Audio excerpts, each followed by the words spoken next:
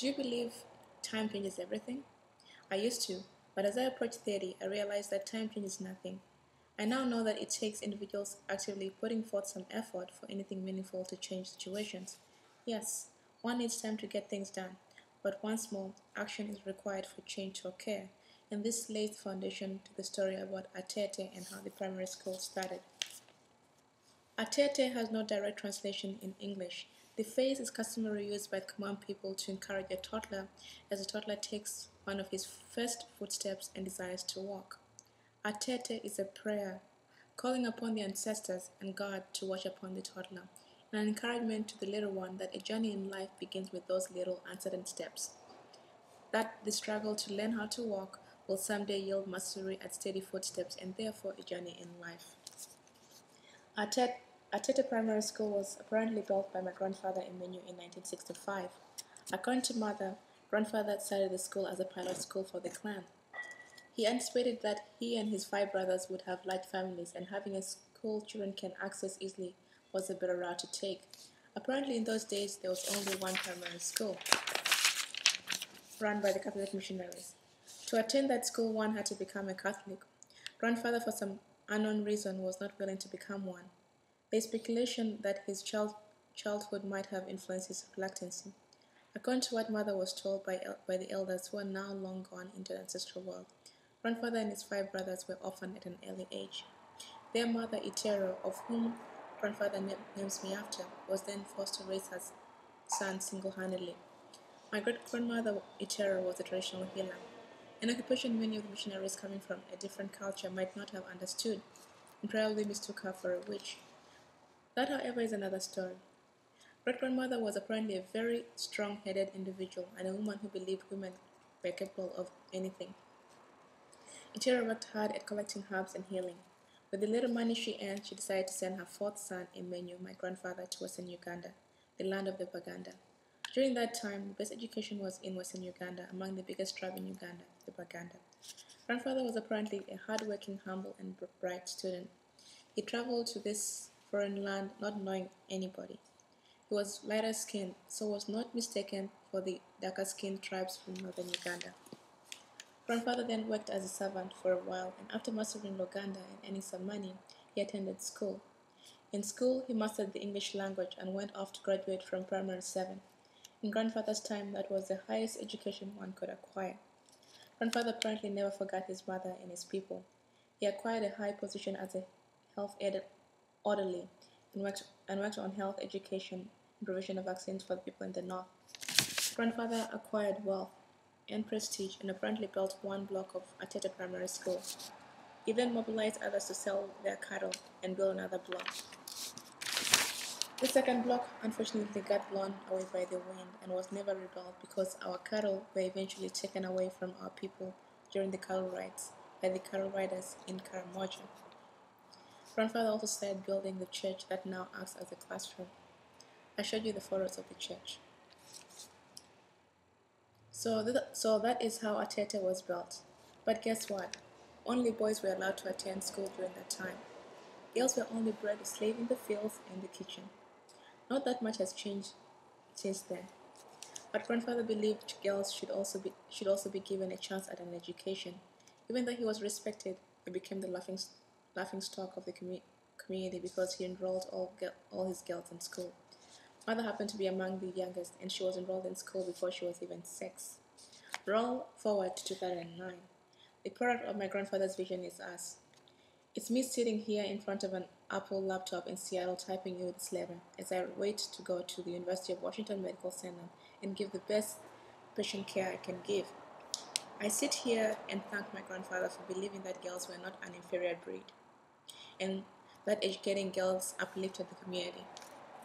I also thank my grandmother, Itero, for her dedication to prove that a woman can raise children and give them an education.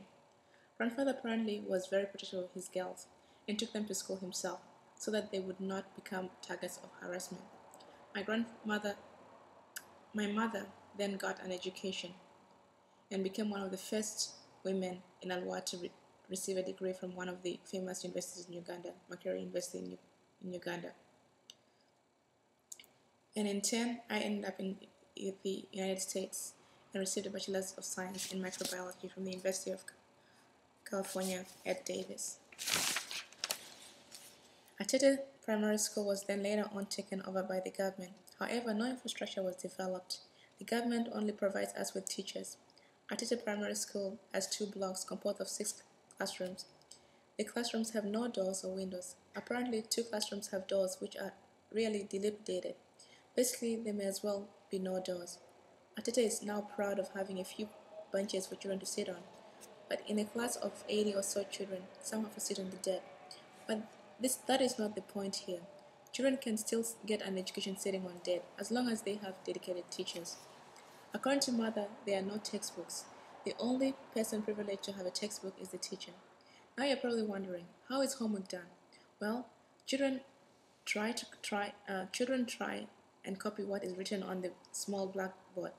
Those nearest to the blackboard may help those furthest access information written on their limited supply of school books. If the school is government-owned, why can't the government supply textbooks? I don't know the answer to that. All I know is that the government is already overly taxed.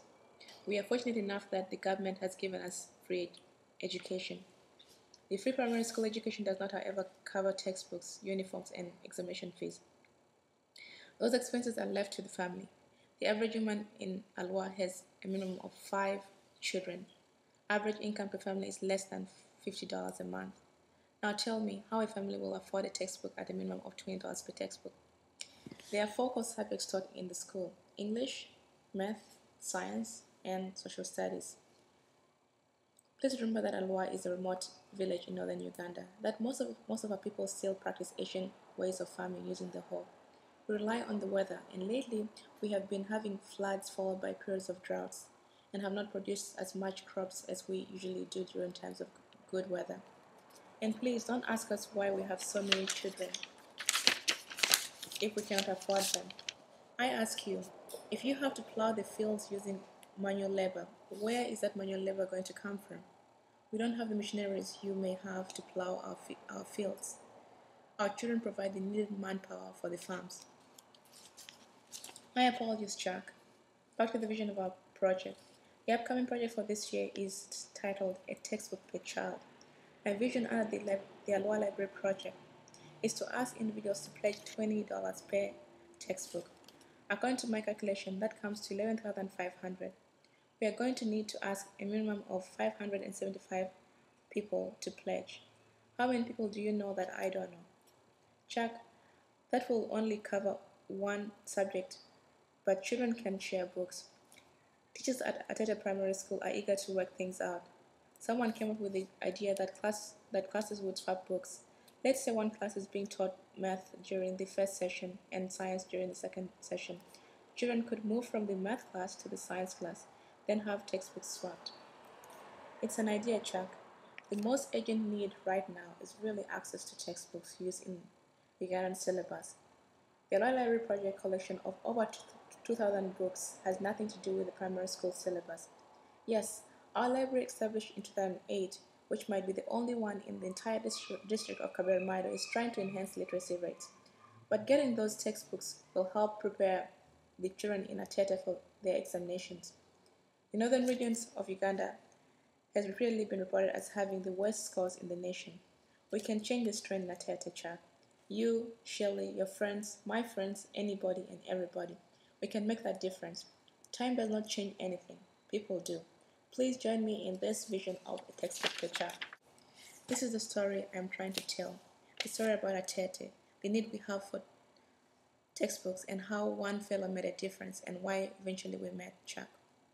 I believe this is a story I want to tell the world. My people are not looking for pity. You might pity.